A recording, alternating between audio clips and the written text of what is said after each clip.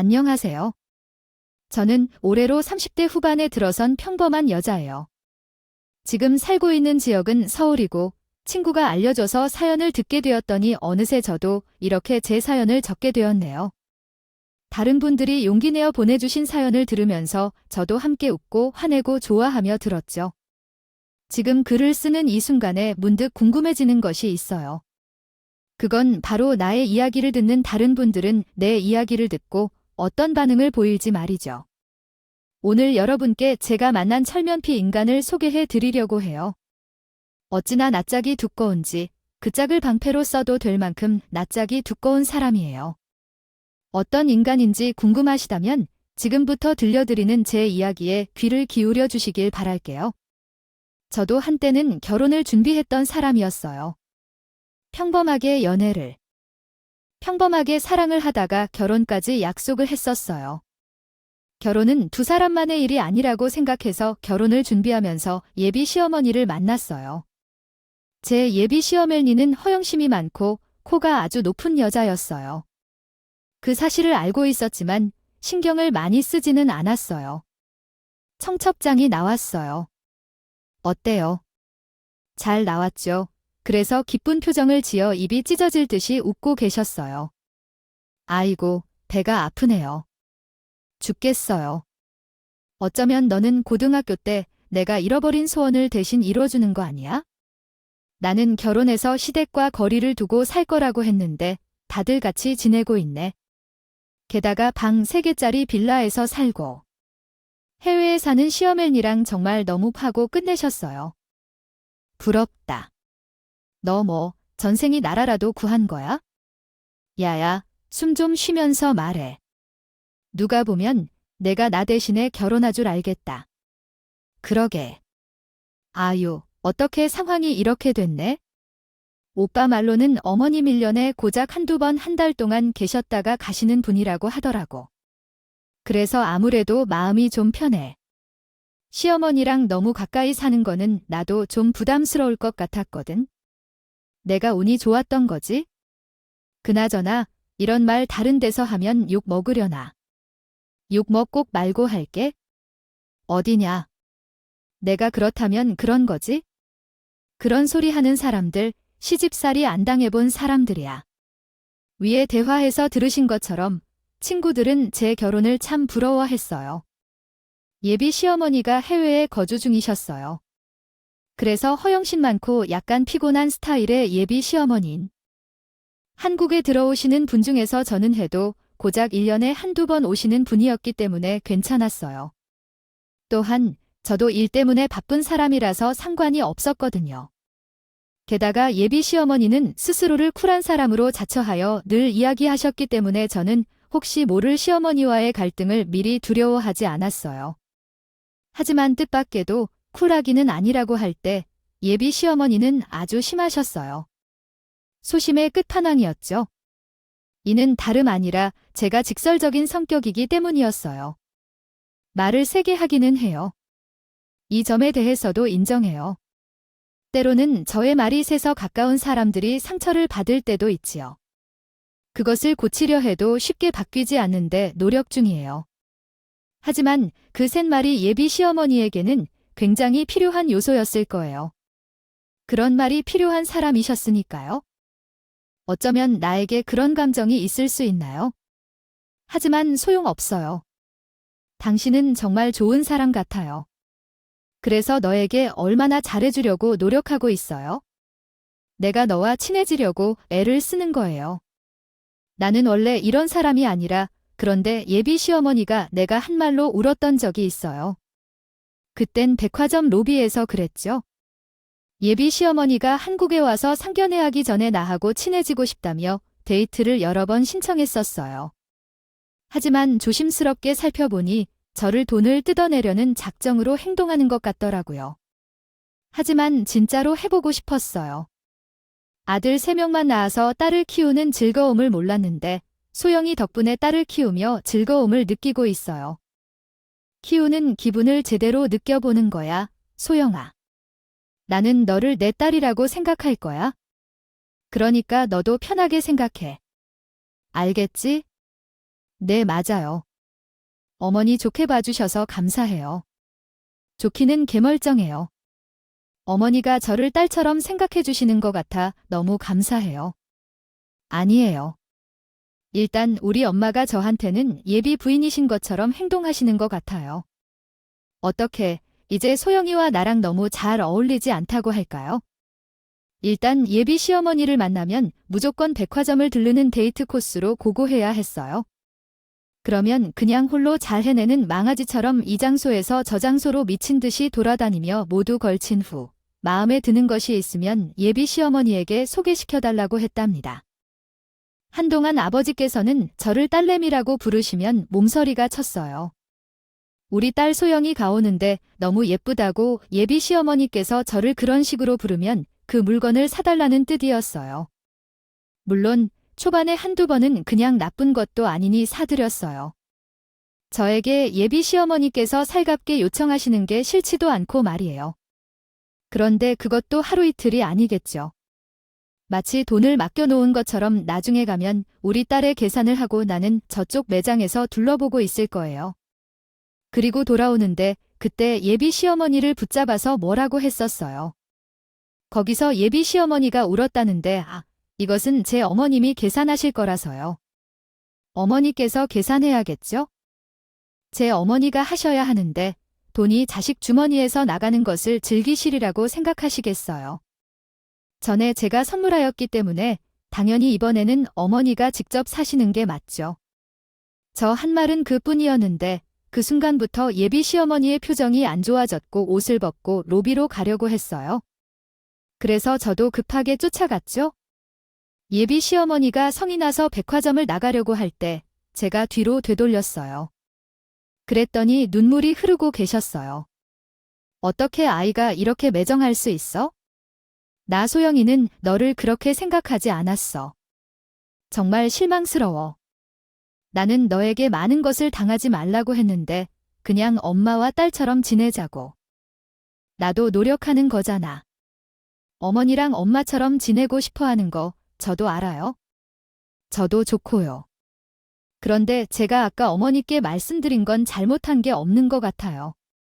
솔직히 말해서 어머님께 뵐 때마다 마음에 드신다는 건 저가 군소리 없이 선물로 살 드렸었지요. 그러면 어머님도 어느 정도는 어머님이 하셔야겠죠. 정말로 저를 딸처럼 생각하시는 거면 제가 쓰는 돈 아까워 하셔야 하는 거 아니에요? 솔직히 말해서 제가 뭐 틀린 말 한 것 있나요? 저는 틀린 소리 하나도 없었다고 생각해요. 물론 조금 더 부드럽게 이야기할 수는 있었겠지만 간결하게 끝낼 수 있는 말로 굳이 돌려가며 애매하게 전달하고 싶지도 않았고 정확히 말해야 한다고 생각했거든요. 그렇게 한번 난리를 치고 나서 예비 시어머니의 무지한 행동이 조금 가라앉은 것 같은데 얼마 안 지났어요. 저도 제가 무슨 호구도 아니고 돈이 있든 없든 그게 중요한 게 아니라 호의를 마치 당연한 권리처럼 여기는 예비 시어머니의 태도에 제가 속상해서나마 인내심을 잃었어요. 그래서 저도 제대로 복수하기로 결심했죠. 예비 시어머니가 제게 데이트를 하자며 백화점으로 다시 불러냈던 그날을 노리고 있었어요. 그날 전혀 제정신을 잃고 나타났어요. 예비 시어머니를 보자마자 대답 없이 달려갔죠. 어떻게 달려갔냐면 그렇게 소리치며 겨우겨우 엄마라고 대문을 찾아가며 한 소녀였어요. 그러자 예비 시어머니가 놀랐다고 하더라고요. 그러던 중에 예비 시어머니가 제게 우리 딸지라며 말했어요. 걸렸어도 저는 내 어머니라고 손을 잡았는데 제가 그렇게 나타나니 자기도 놀랐던 거예요. 저는 거기서 그치지 않았어요. 마음먹은 대로 대처하겠다고 행동했어요. 엄마, 오늘 회사에서 기분이 너무 안 좋은 일이 많았거든요. 엄마가 그러니까 오늘 딸에게 선물을 사주시면 안 돼요? 저 엄마랑 이것저것 쇼핑하면 기분이 풀릴 것 같거든요. 괜찮죠? 그러면서 예비 시어머니가 제게 하던 것처럼 미친 망아지처럼 매장을 돌아다니며 엄마, 이거 입고 나갈 테니까 계산해 주세요. 엄마, 이거 신발 나가 있을 테니까 계산해 주세요. 하면서 머리부터 발끝까지 예비 시어머니가 다 계산하게 만들어 버렸어요.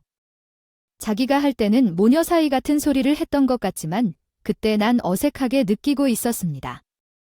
똑같이 보니까 예비 시어머니는 표정 관리를 못 하시더라고요. 쇼핑을 완료한 후에 좋아하는데 초밥을 먹고 싶다고 사달라고 하니까 주차장 앞에서 지금까지 정색을 하셨어요. 소영아, 너 좀 선을 넘는 것 같아. 내가 너한테 오냐 해주는 것은 뭐, 내가 만만해 보이는 건가? 난 얘의 시이 되는 사람이야. 그리고 나는 무슨 애가 이렇게 소비가 심하냐. 너 스트레스 받을 때마다 이렇게 하네. 예비 시어머니가 그러한 식으로 잔소리를 하시는 걸 보니 저는 고개를 굽히고 크게 하품을 한번 찢어지게 했어요. 그렇게 눈물을 그르그르 살짝 흘리고 고개를 들었더니 예비 시어머니를 보았어요. 세상 가엾은 표정으로 말씀하셨어요. 고등학교에서도 연극 동아리 활동했던 걸 그렇게 또 써먹을 수 있게 될 줄은 몰랐습니다. 어쨌든 제가 그렇게 하품을 위장한 눈물 연기를 하자 예비 시어머니가 꽤 당황하셨어요. 전 그 기세에 힘입어 이야기를 했죠. 어머니께서 딸처럼 매우 친근하게 다가와 주셨는데 그래서 마치 그런 대로 행동하면 되겠다는 생각이 들었고 정말 나를 편하게 생각하시는구나 라는 느낌을 받았어요. 어머니와 닮은 어머니 딸처럼 행동한 겁니다. 죄송해요, 어머니. 아니야. 왜 우는 거니? 아이고, 그만 울어. 남들이 보면 오해할 거야. 저는 그저 미러링 심리 효과처럼 어머니랑 같은 행동을 하면 어머니께서 더 좋아해 주실 거라 생각했고, 어머니도 아시다시피 우리 엄마가 돌아가신 지 얼마 안 됐잖아요. 그래서 어머니와 시간을 보내면서 너무 들뜬 마음을 가졌었어요. 제가 저렇게 밀어붙이고 나니까 예비 시어머니가 엄청 당황하셨어요. 그게 아니라 내가 뭐 얼마나 너를 데리고 다니면서 그랬다고라고 하니까 어이가 없었어요. 그렇게 옷이나 신발을 챙기고 그걸 기억하지 못한다니 억울했어요. 그래서 저는 제 핸드폰에 있는 결제 내역을 보여줬더니 또 입을 꾹 다물면서 꿀먹은 벙어리가 되었던 예비 시어머니는 목을 가다듬고 이야기했어요. 일단은 그만 우려하지, 알겠다. 그런데 나도 앞으로 너한테 선을 지킬 테니 너도 선을 좀 지켜주길 바란다. 아무리 내가 딸같이 굴었다고 해도 그렇지. 세상에, 나는 어머나가 하시는 말처럼 엄마와 딸같이 지내자고 해서 알겠어.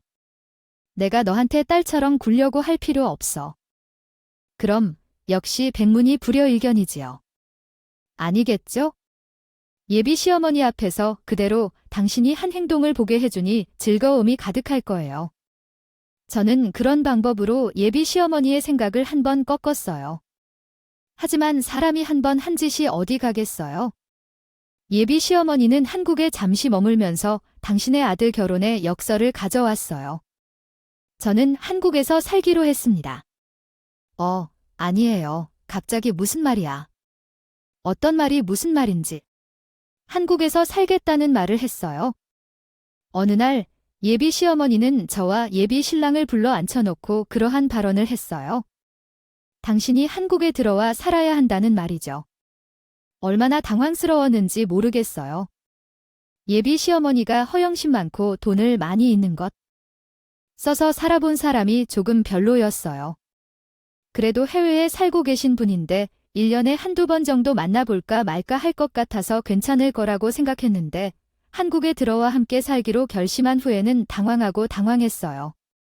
하지만 예비 시어머니께서 한국에 들어오시고 싶다는데 나는 시어머니를 자주 보며 같이 살고 싶지 않아 그 말이 특히나 시어머니답다고 소리쳐서 완강하게 반대하며 외칠 수 없는 처지였어요. 그래서 물만 계속 마셔도 돼요. 그랬더니 예비 신랑이 앞으로 나와 자기 엄마에게 묻더라고요. 왜 갑자기 한국에 들어오려고 생각하냐고. 그에 대한 예비 시어머니의 답변으로 내가 마시고 있던 물까지 튀어나오게 만들었어요. 왜냐면 한국 사람이 한국에 들어와서 살기를 원한다는 걸 아마도 잘못 본 게겠죠. 그리고 소영이 어머니도 이미 돌아가셨고. 상황 속에서 소영은 제가 가르치는 신부 수업을 받을 것이고 그동안 무슨 일을 했을까요? 하나하나 가르치려 노력할 것이며 나 역시 처음 만난 며느리인데 그녀가 차려준 밥상을 받아야 할 것입니다. 어머머 소영아, 너 지금 무슨 짓을 하는 거야? 하면서 말씀 듣다가 콧노래를 탁 트여 물을 뿜어버리고 말았어요. 그리고 그 물이 시어머니의 얼굴에 묻어버리고 말았어요. 대뜸 물세례를 받는 예비 시어머니는 거의 비명을 지르는 것 같았고 호들갑을 떨며 얼굴을 닦은 뒤 내 이야기를 다시 이어나갔어요. 그러다 소영이 저번에 백화점에서 돈을 쓰는 것을 본 것 같은데 너희들 결혼한 뒤에도 나와 함께 같이 과소비를 한다면? 함께 살기로 해서 소영이야 내 월급 통장 나에게 맡겨. 우리 민희가 부사장이 되면 당연히 연봉도 높아질 테니까 그러면 낭비벽이 심한 너가 우리 규민이의 돈을 얼마나 흥청망청 쓸지 알 수 있겠지. 하나를 보면 열을 내기 일수라고. 너 그때 백화점에서 돈을 쓰는 것을 보고 아주 비는 말이야. 저는 시댁에 살면서 물론 자기 월급 통장도 맡기라고 하는데 저는 어영부영 있는 대로 없어졌어요.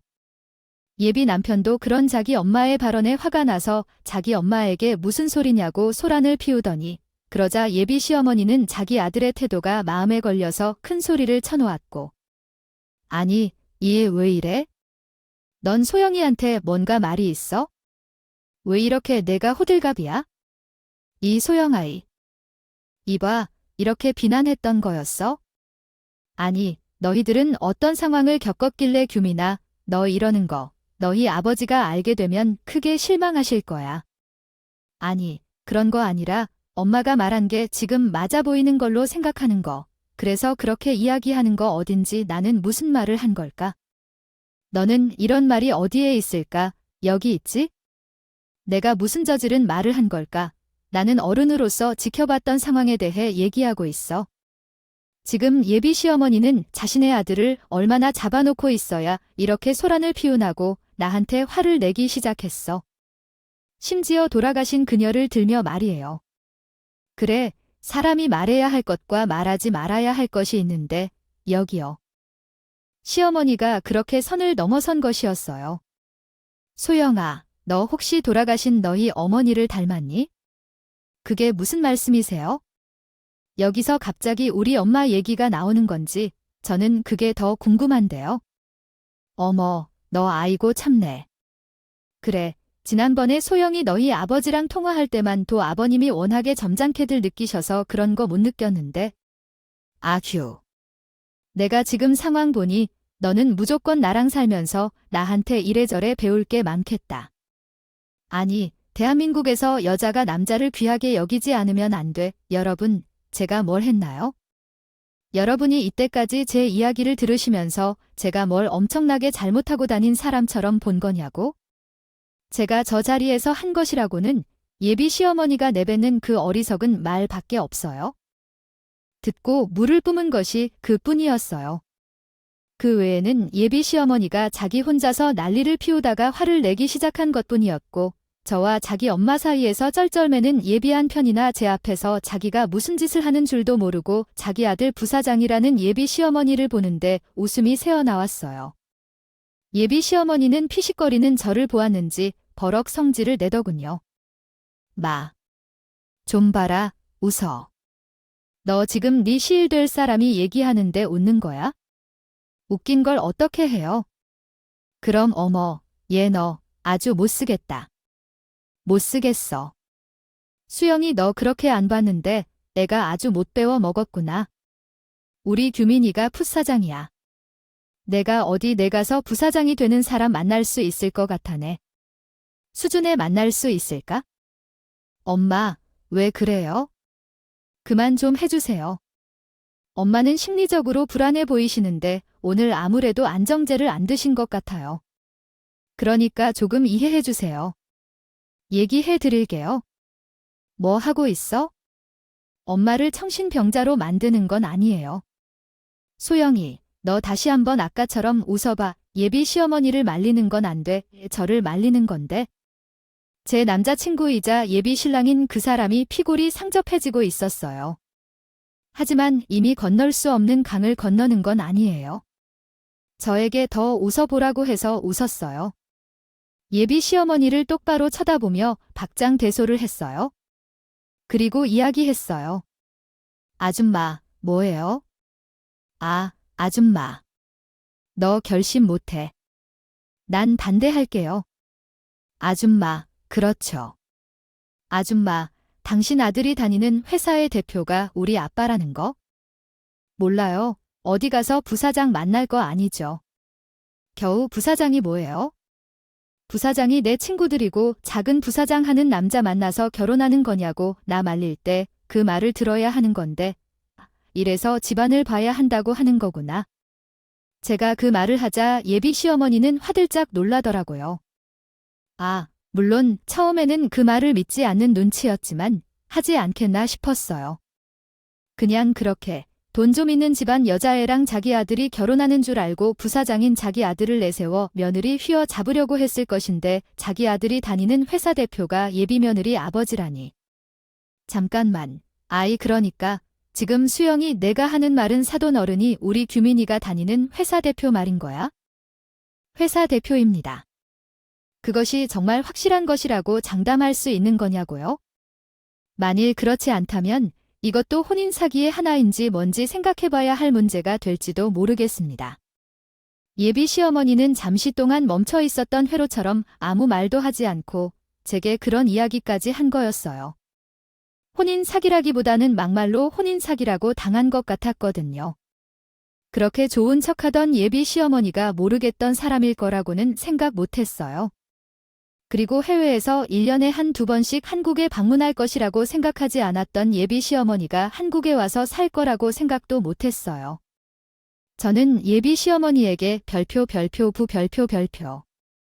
눈길도 주지 않은 채 예비 신랑에게 곧장 이야기했어요. 소영아, 일단은 내가 아까 자기한테 말한 것처럼 엄마가 좀 제정신이 아니신 것 같거든. 그러니까 일단은 내가 엄마를 돌려보내고 올 테니까 자기랑 나랑 이야기를 좀 더 하자. 오늘 일 오해 풀어야 할 거 아니겠어? 오해 풀고 말고 할 게 어딨어? 아닌 거지, 소영아. 그게 무슨 말이야? 아무래도 이 결혼은 안 되겠다 솔직히 말해서 나 규민 씨 어머니 정말 별로였거든요. 민 씨 어머니랑 백화점 다니면서 자기 어머니가 얼마나 거기 직원들을 무시하는지 제대로 봤거든. 그래도 해외에 계시는 분이니 자주 안 보이니까 괜찮겠지 하고 이 결혼하려고 했던 건데 이건 아니지. 안 그래 저의 날카롭고 차가운 그 말에 예비 신랑은 순간 얼음이 되어버린 것 같았어요. 순식간에 급발진한 예비 신랑이 예비 시어머니의 설을 버리고 튕겨져 나가는 모습이 있었어요. 그 일이 순식간에 일어났죠. 하지만 내 인생에 도움이 되지 않는 일이야. 그래서 한국에 들어오지 말라고 했어? 엄마가 내 인생에 한 번이라도 도움을 준 적이 있느냐고 물으면서 결혼에 얼마나 애를 쓰는지 알려고 해 나이를 결혼으로 엎어지면 당장 사기죄로 고소당할 수도 있다고 우려를 표현해. 얘가 왜 이러는 거야? 너가 무슨 죄를 지었기에 사기죄로 고소를 당하게 되는 거야? 너는 계속해서 이상한 소리를 하는구나. 저 이야기는 처음 듣는 이야기야. 예비 신랑은 자기 엄마를 멱살을 잡다가 마침내 내 손을 붙잡고 울며 불며 매달리기 시작했어. 그래서 자기 엄마를 결코 한국에 못 들어오게 했어요. 자기랑 결혼할 테니까 말이에요. 만약에라도 엄마가 한국에 들어오게 되면 그래도 내가 소영이에게 눈에 띄지 않게 할게. 한국에 들어왔다는 사실을 모르게. 너한테는 소영아 조금도 모르게. 그러니까 제발 엄마 때문에 우리 결혼을 없는 척 해야 해. 우리 둘이 결혼하는 건데 엄마가 무슨 상관인가. 그렇지 않아. 오히려 그 사람은 애걸복걸하며 이야기를 하는 것을 보면서 저는 어딘가 찜찜함을 느꼈어요. 왜 이렇게까지 하는 건지 알 수 없었죠. 그러나 직감적으로 뭔가 싸한 느낌이 들었어요. 예비 신랑의 친구들 모임에서 한 친구가 한 이야기가 불현듯이 떠올랐거든요. 얘야, 재수 씨는 좋겠어. 규민이는 자식이니까 조만간 회장님 소리를 듣겠네 이렇게 말이에요. CEO 회장님 되신다는 얘길 들어보셨군요. 그러면 너희 부부가 맞닿아서 받는 연봉은 얼마인가? 아주 큰 금액일 테니까.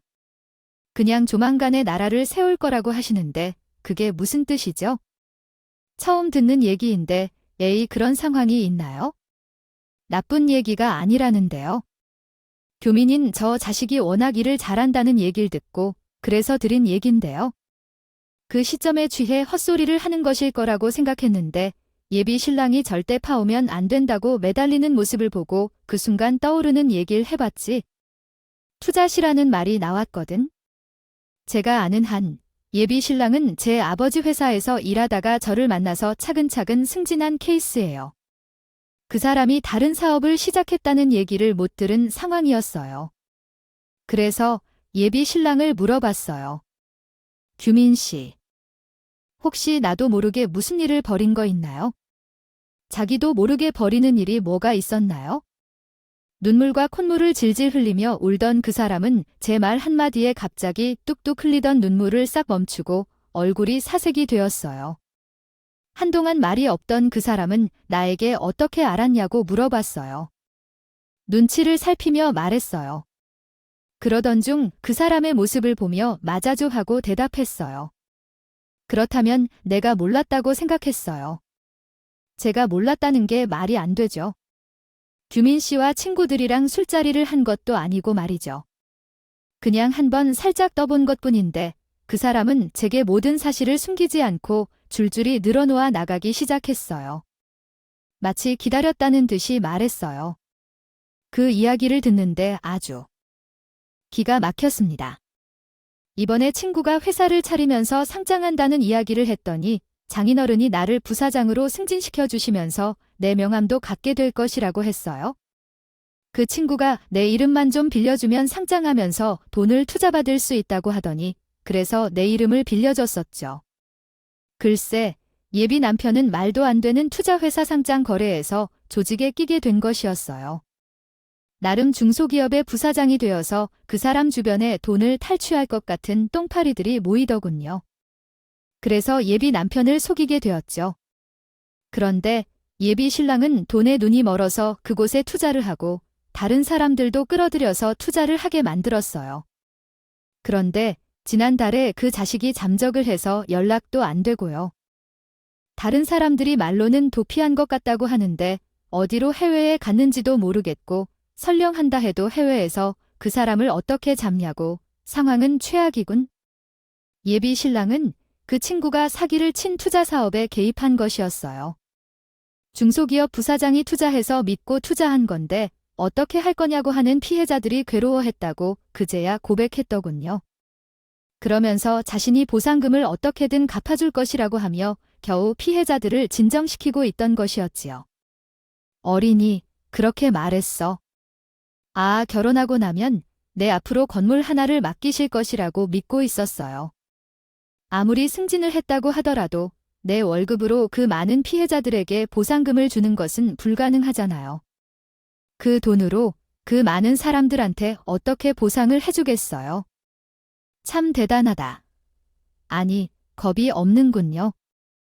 돈은 내 손에 들어와야 그것이 내 돈인데 그렇게 말하는 건 대체 무슨 생각을 가지고 그러는 건지, 용감한 건지 무식한 건지 대단하네. 그 사람은 우리 아빠가 자기에게 건물을 맡기면 그걸 담보로 대출해서 피해자들을 보호해줄 생각을 하고 있었나 봐요. 오로지 그 건물 하나만을 기다리고 있었는데 그런 상황에서 제가 자기 엄마에게 분리를 요청하자 예비 남편은 그를 믿었던 결합이 끊어져 버린 것이었죠. 그 이야기를 모두 듣고 나니 이번에는 예비 시어머니가 제 다리를 붙잡고 살려달라고 빌었어요. 소영아, 너 우리 규민이 감옥에 가게 할 거니 너도 규민이 감옥에 가는 건 싫잖아. 아야, 어릴 때부터 내 속에 한 번도 썩지 않고 자란다네. 학교에서도 개근상과 우수상을 받으며 모범생으로 살아왔던 제가 그렇게 이번에는 친구를 잘못 만나서 그 녀석이 잠깐 잘못 길이라는 거죠. 내가 너한테 했던 말은 모두 취소할게. 그렇게 돌아가신 우리 엄마를 걸고 넘어지던 건 어디 갔는지 예비 시어머니는 자신의 아들이 감옥에 갇힌다면 정말 안 되겠다고 하면서 온갖 말을 다 해가며 싹싹 빌었어요. 그 모습을 보는데 마음의 동요가 일기는커녕 더없이 역겹게 느껴졌어요. 그렇지 않나요? 누가 봐도 너무나 명확하게 자기 손익 따져가면서 자기의 이익만을 생각하니까 앞서 한 행동 일절을 상관하지 않고 굽신거리는 거잖아요. 정이 떨어질 대로 떨어진 저는 예비 시어머니의 손을 제 손에서 조심히 떼어내고 제 가방을 들어서 그 자리에서 일어섰어요. 그리고는 눈물과 콧물을 쏟아냈습니다. 범벅이 된 그 모자한 의원 입장에서 저는 어머니의 딸이지만 어머니와 비슷한 시어머니와 어머니 아들과 같은 사람이 있는 집으로 어머니 딸을 시집 보내고 싶어 하겠죠. 아니요, 규민 씨, 그리고 여러분도 참 웃겁니다. 우리 아버지가 건물을 맡기겠다고 말씀하셨던 것이지 언제 당신에게 명예마저 주신다고 했었냐. 그리고 김치국도 적당히 마셔야겠지요. 그리고 규민 씨가 너무 나대어 우리 회사 이름을 거론하여 이미지를 망친 것. 그건 저가 아버지와 이야기해서 법적 절차를 밟겠습니다. 그렇게 자리를 매정하게 벗어나서 나왔어요. 매우 평범하지만 당연히 예비 시어머니와 예비 신랑은 저를 쫓아 나와서 매달렸습니다. 그렇게 끝나는 것은 말도 안 된다고 생각합니다. 이제 와서 결혼을 물어보면서 설정하는 것은 너무나 뻔한 일이겠죠. 주변 사람들에게 창피하다고 어떻게 해야 할까요? 라고 말했어요. 그 말을 예비할 시어머니가 하시기에는 더 이상 어이가 없어서 저는 발걸음을 멈추고 다시 뒤돌아서 말했어요. 아유, 말은 바로 해야죠. 제가 말을 파악하는 게 창피스럽다면 차라리 파화나는 게 훨씬 더 나아요. 그렇죠. 결혼한 후 시어머니는 막무가내로 자기 아들만 잘라내는 사람이라 생각하는 사람이걸로써 남편인 저의 뒤에서 우리 아버지 회사 이름을 팔아 이혼하면 그것이 더 창피한 일이죠. 소영아, 너가 정말로 이렇게 할 거니? 나는 내게 사과했는데 어떻게 더 사과를 해야 할까? 나는 이미 말했어. 내가 너희들 결혼한 후에는 더 이상 안일을 하겠다고. 그러니까 내 생각은 하지 말고 우리 미니만 보고 결혼하면 돼. 아니에요. 제가 미쳤나요? 제가 정신이 나갈 것 같아서 그 인간들의 이야기를 들을 필요가 없었어요. 예비 시어머니가 뒤에서 악을 써며 소를 질러도 저는 그 소리를 무시한 채로 자리를 떠났어요. 그리고 그대로 자리를 떠나 아빠에게 갔어요. 솔직히 너무 부끄러웠지만 있는 그대로 이야기한 뒤에 파혼을 하는 것이 가장 좋은 해결책이라고 생각했어요. 아빠에게 찾아가서 만난 남자가 이러한 사람이었고 그 엄마라는 사람 역시 나한테 말도 안 되는 욕을 했었죠. 그래서 파혼을 하고 즉시 아빠에게 가서 이야기를 마쳤어요. 잘했어요. 그런 인간들과 더 깊게 연결되기 전에 끝내버린 것이 잘한 결정이에요. 이렇게 하는 게 잘한 거예요. 하지만 망할 놈이는 여전히 있다는 거죠. 우리 회사 이름을 왜 팔았다고 그래? 아, 내가 그런 일이 있었다는 걸 몰랐네. 사업을 오래 하다 보니 사람을 보는 눈이 높다고 생각했었는데 나도 아직 멀었나 봐. 우리 아버지는 의외로 저의 파혼 이야기를 냉정하게 받아들이셨어요. 화를 감추지는 못하셨지만 저의 예비 남편이자 아버지께서는 예비 사위였던 사람이 아버지를 배신하고 뒤에서 돈을 챙기려는 행동을 하고 회사 이미지를 망치는 점에 대해 법적 조치를 취하시기로 결심하셨었어요. 왜 입을 다무는 거야? 얘기해봐. 내가 무슨 일을 어떻게 했는지 이야기해. 우리 회사 이름을 왜 자신의 사적 활동에서 언급한 건지, 피해를 입은 사람들에 대해 어떤 말을 했는지 말해야 해. 우리는 어떻게 대응해야 할지 고민하며 다니겠어요. 아버지는 그런 말씀보다는 제가 정말 죄송하다는 말밖에 들릴 말이 없습니다. 그러나 아직도 소영이를 많이 사랑합니다. 그래서 소영이와 헤어지기가 힘듭니다. 그러니까 한 번만 용서해 주세요. 정말 죄송해요.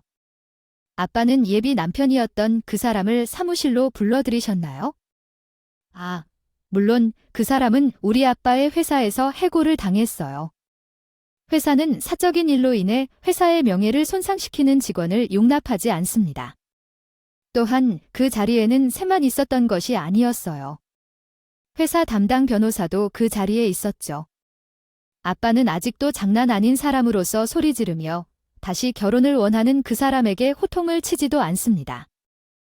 당신은 멈추고 멸하겠다는 눈빛을 보냈습니다. 그리고 차가운 말씀을 주셨죠. 이렇게 해봐요. 김규민 씨.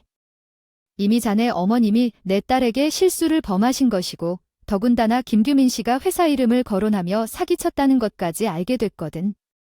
이런 상황에서 내 딸이 김규민 씨와 결혼할 것 같아. 그런 놈들이 우리 집안에 득실거리는데 내 딸을 시집 보내려 하고 있는 것 같나. 자네도 그것은 너무하다고 생각하지 않아? 아버지의 차가운 반응으로 그 사람은 이미 멘탈을 완전히 무너뜨렸어. 게다가 변호사까지 풍파를 떨고 있어. 이미 그는 사기죄로 감옥에 갈지도 모른다고 하니 더욱이 멘탈이 나갔던 전 남자친구는 아버지와 회사 변호사 앞에서 모든 사실을 숨기지 않고 털어놨어. 나는 그렇게 하면서 제 마음을 돌리고 그와 다시 결혼할 줄 알았던 게 아닐까 봐. 이야기를 다 하면서도 저를 보며 눈물을 흘리더라고요. 나 그만 쳐다보고 내가 해야 할 말이나 집중해서 해. 그렇게 운다고 뭐가 달라져? 소영아, 내가 정말 미안해. 내가 정말 잘못했어. 그러니까 제발 다시 한 번만. 미안한 건 잘 알았으니까. 이제 그만 얘기하라고. 이미 끝난 거야. 너무 구질구질하게 우리 아빠 앞에서까지 또 눈물 흘리면서 나랑 쇼할래?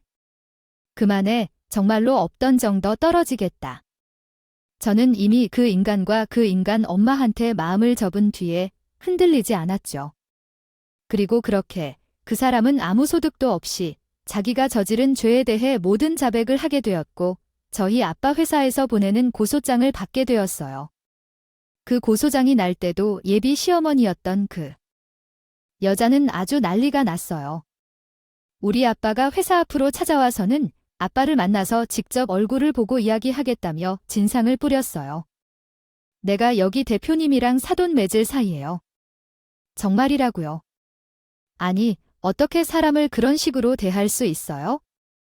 이러다 내가 아들 교도소 가면 가만히 안 있을 거예요. 나오라고 해도 묵묵부답이고 이러면서 예비 시어머니는 회사에 찾아와서 고래고래 소리를 지르고 난리를 쳤어요. 그래서 직원들만 좋은 재미거리로 봤지만 창피한 것도 모르는 예비 시어머니는 자기 아들이 교도소에 갈지도 모른다면서 우리 부녀를 들고 회사에서 소리를 질렀어요.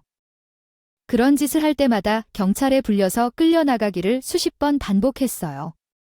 거기서 멈추지 않고 고래고래 진상짓을 하다가 안 통하자 이제는 수단을 바꿔서 접근해 왔어요. 어머니? 정말 왜 이러세요? 이제 그만하셔야죠. 저도 다 끝난 마당이지만 당신한테 이렇게까지 안 하고 싶었어요. 경찰을 불러오는 것도 이제 민망해 부르지도 못할 정도고요. 소영아. 내가 정말 미안하다고 이야기했잖아. 너희 어머니 얘기한 것도 미안하고 너한테 막말한 것도 미안하고. 내가 더 이상 다시 우리 규민이랑 결혼하라는 얘기도 안 할게. 대신에 우리 규민이 고소한 것만 좀 취소해줘. 죄를 지은 걸 어떻게 취소해요? 그게 말이 되는 소리예요. 그건 아니죠. 아이 아줌마가 죄를 져서 벌을 받는 것이 맞는 거예요? 예비 시어머니가 있던 그 아줌마는 바꾼 수단이 아닌 동정심을 유발했어요. 그 아줌마의 아들이 저의 전 남자친구를 피해자로 남겨놓고 아무런 보상도 주지 않아서 사기죄로 고소당한 상황에 몰리게 되었죠. 그 아줌마는 당신 아들이 궁지에 몰릴 대로 몰려서 이번에는 제 회사까지 찾아와서 늪을 꿇고 빌었어요. 그러다가 당신이 딸을 버린 저에게 죄송해요 라는 말까지 연신 질렀어요. 하지만 이미 물은 다리를 엎질러진 것 아니겠어요. 저는 눈 하나 깜짝하지 않고 제게 매달리는 그 아줌마를 미안해했어요. 저한테 이렇게 하셔도 정말 아무 소용없어요. 그러니 좀 적당히 하셨어야죠. 혹시라도 규민 씨의 다른 형제들이 결혼할 여자를 데리고 오게 된다면? 제발 이러지 말아주세요. 아줌마가 제 앞길을 막은 게예요. 정말 끝까지 이럴 거니? 이럴 거냐고. 이런 나쁜 일이야? 아이고, 우리 규민이 어떻게 해야 하지? 우리 규민이 인생이 어떻게 되는데? 우리 규민이 어떻게 하냐고 매정하다고 해도. 저게 제 진심이었어요. 어쩔 수 없었어요. 그렇게 전 남자친구의 엄마를 뒤로 한 채 제 길을 나섰어요. 그리고 한때 제 예비 신랑이었던 그 남자는 결국 실형을 선고받게 되었어요. 법정 구속으로 재판을 받고 판결이 내려지자마자 그대로 구속되어 교도소로 향했어요. 어떻게 알았느냐고요? 저와 제 아버지도 회사 이미지 실추 및 명예훼손으로 해당 재판에 앉아 재판이 진행되는 걸 봐야 했거든요. 아, 솔직히 충격적인 장면이었어요. 그렇지 않다고 하면 그건요. 그 사람이 거짓말을 했고 떠나가는 모습을 보며 슬펐는데 그것이 가장 충격적이었다. 그 인간은 정확히 나를 쳐다보며 욕설을 내뱉고 떠난 것이 그 충격적인 부분이었어요. 너한테 욕하고 간 게 그 인간 진짜 모습이었던 거야? 그래서 사람들이 속이지 못한다고 하는 거야? 그 인간 엄마가 그때 그 자리에서 자기 아들이 부사장이 되었다며 거들먹거리며 나를 거들었다면 파혼까지 할 뻔했어. 그래서 너한테 고맙다고 말해야 할 수도 있어? 안 갔지, 그것도 맞아. 참 여러모로 대단한 구석이야. 그 자식, 너한테 뭐 편지 같은 거 안 보냈냐? 아, 거기서도 편지 같은 거 보낼 수 있다며 안 보냈을 리가요? 그 인간, 아주 찌질함에 극을 달렸어요. 친구의 염려대로 제 전 남자친구는 교도소 안에서 제게 구구절절한 러브레터를 보냈어요. 실력 마치고 나가면 다시 나랑 잘해볼 기회를 갖고 싶다나요. 그러면서 자기는 엄마랑도 인연을 끊을 거고 너를 위해서라면 모든 걸 다 끊어낼 수 있다는 말까지 적어서 보냈어요. 그런데 그 말이 왠지 섬뜩하게 느껴졌어요. 그래서 그 편지에는 답변을 보냈어요. 다시 한번 나한테 편지를 보내오면 나는 너를 스토킹 관련주로 해서 신고할 수밖에 없다고 말이에요. 스토킹 관련 법이 그래도 예전보다는 엄하니까? 어떤 사람이 나에게 보내온 편지를 받고 그 편지를 받은 후에 내가 내면적으로 두려움을 느끼게 된 일을 이야기하면 그 사람을 고소할 수도 있는 상황이었어요. 그런데 그 인간은 나한테 편지를 보내는 것을 곧 중단했어요. 이후에 그 사람과 파혼을 하고 나서 지금의 나는 다시 싱글 라이프로 돌아왔어요. 그리고 그 사람이 앉아 있었던 부사장 자리에 앉아 우리 아버지의 일을 배우고 있어요. 아버지는 굳이 부사장 자리를 내가 채우지 않아도 되니 조금 쉬고 오라고 했지만 나는 그렇게 하고 싶지 않았어요. 왜냐하면 그 사람이 놓친 여자가 얼마나 훌륭한 사람인지, 그리고 내 예비 시어머니였던 그 사람에게도 제 본 모습을 보여주고 싶었기 때문이에요. 당신이 놓친 며느리가 어떤 사람이었는지를 제대로 보여주려고요. 이를 악물고 배워나가고 있는 중이에요. 오늘 들어주신 제 이야기는 어떠셨나요? 나이가 들면 결혼을 해서 좋은 남편과 소중한 아이 2명과 함께 푸른 잔디가 있는 전원주택에서 대형견을 키우며 사는 것이 내가 상상했던 삶이라고 생각했었어요. 그러나 삶은 내가 원했던 대로 펼쳐지지 않는다는 것을 이번 일을 통해 깨닫게 되었어요. 그렇지만 계속해서 노력한다면 언젠가는 내가 그려오고 꿈꿔왔던 삶을 살게 될 날이 올지 않을까 생각합니다. 이렇게 길고도 길었던 이야기를 마무리하며 인사드리겠습니다. 오늘 시간 내 이야기를 들어주셔서 감사합니다.